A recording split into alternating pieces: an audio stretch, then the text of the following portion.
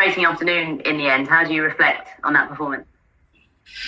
Good performance in most parts of the game. There were moments when it was like Liverpool against Nick Pope, because I think it's the biggest challenge in football to play against a team which is that well organized and create against a team which is that well organized and has such an outstanding attitude like Burnley has.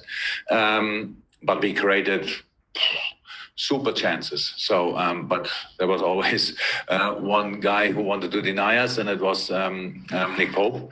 But that was the problem then pretty much of the game, because for different reasons, this result left the door open for Burnley. And so it was always clear they had corners where Ali was really under pressure from 3-4 players around, and then free kicks on top of that. Not too many, but some. And it was clear that they want to have these situations. When they had them, it was always a threat.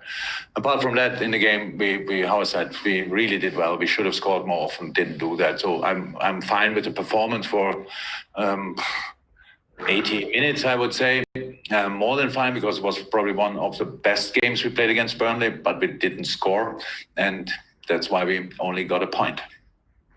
And I just want to get your view on a couple of the incidents as well. I saw you talking to the ref after the game. There was that challenge on Andy Robertson, and there was also the build-up to Burnley's equaliser from a free kick given for offside, which wasn't offside. Just your view on those incidents. No, I didn't speak about Andy Robertson's situation, because in the game I didn't see it. I saw it after the game. That was, yeah. So, I spoke about the goalkeeper situations. It's I know it's and I don't. I feel like we've lost the game. We didn't. I know that. And maybe it's not the best moment then to talk about these things. It would be good you win 4-0 and you could talk to a ref then about that, and I would have.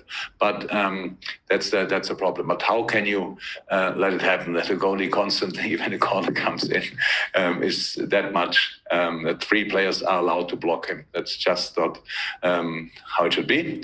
But for the ref, it was obviously not a foul or not a problem. And that's why he left. Didn't whistle in these situations, and that was what I told him. But that had no influence on the result. How I realized later. Thank you, Emma. I don't have any other hands up, guys, unless someone wants to turn their thing off and ask. A quick press conference at this rate. Anyone? Chris Basketball. Oh, sorry. I've talked about the kids. Again, I mean, they were really good today. I thought, the confidence of Curtis, incredible, really, to watch how he played. Yeah. So, look, it's for a player with the creativity and the technical skills of Curtis, is a good game to play. If the boys around him create these moments where Curtis can then really use these skills, turn, good orientation. Our style of play suits him, so that he really can make can be quite impressive. I know that. But a lot of steps to go for him, obviously, but it was a good game, that's true. It's much more difficult than for Nico to play on that side against a team who is pretty much there for counter-attack and set pieces. But he did really well as well. So it was it was good, just good. So how I said, the game was a really good game, and they were all responsible for that. Then in the end, it was just a draw, and I can really not deny that it feels completely like we've lost the game, because we should have scored more often, and but we didn't, and that's our fault and nobody else's fault, and that's why it's 1-1. Okay, thank you. Joe Bernstein next, and then Carl Markham and Dave Maddock. Joe Bernstein. Yeah, Jurgen, it's a freak that Robert Firmino hasn't scored at Anfield this season, but how long does it go on before it becomes a real psychological problem for him? It is not it cannot become a psychological problem, because Bobby played today an outstanding game and we don't judge him. So I hope he will not read your newspaper if you make a story of it, because we just don't think about it. It's not important who scores. Bobby, we need Bobby for other things. We need Bobby in exactly the spaces where he was today. We need him as a link up for all the other things. We only have chances in other positions because Bobby plays the way he plays, and he will score. There's absolutely no doubt about it. And we are not worried at all about that, because he played an outstanding game today, and was involved in so many decisive situations. In the end, nobody really scored apart from Robbo with a header, which is pretty exceptional. So no, will not become a problem. Thank you. Carl Markham and Dave Maddock next. Carl. Hi, Jurgen.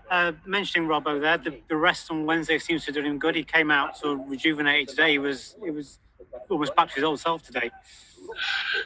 Yeah, it helps. So thank God. So because Millie was not available as well. So thank God that Nico is now here. So and made the big steps in training that we can give the boys this kind of rest. Robbo came on in the last game already and made a massive difference.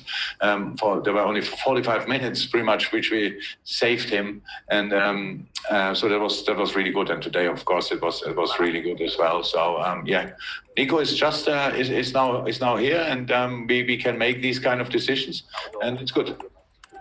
Okay, we'll go to Dave Maddock. Dave?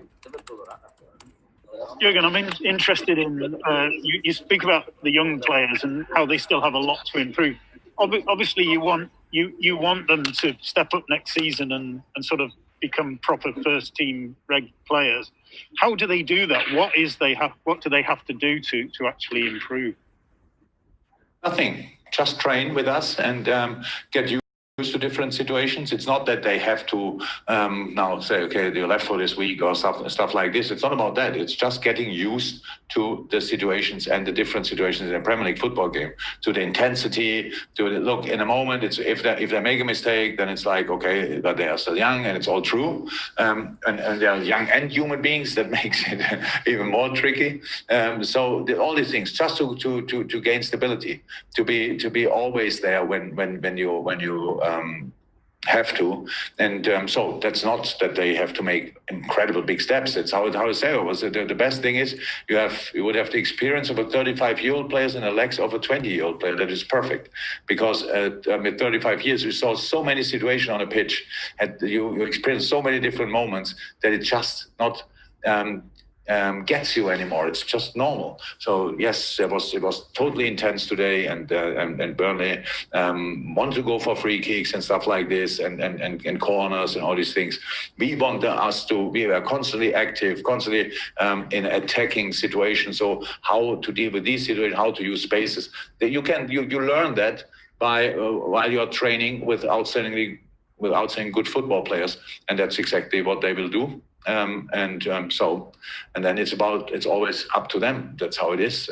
Who makes the best impression will get the first lineup shirt. That was always like this and will stay like this. Final question, Ian Whittle. Ian. Hi, Jurgen. Just to follow up on that slightly, Pep Guardiola's always talked about how difficult it is blooding young players when obviously the stakes are so high for clubs like you and Manchester City. You know, you're expected to win every single game.